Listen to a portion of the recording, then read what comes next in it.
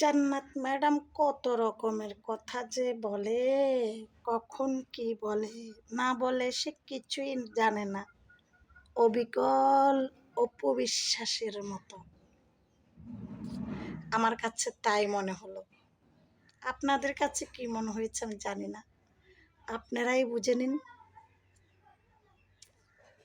পরে কিন্তু আমি আবার ওই ক্যাপশনটা ডিলিট করে দিয়েছিলাম, কারণ আমার ফ্যামিলির কিছু প্রবলেম হচ্ছিল।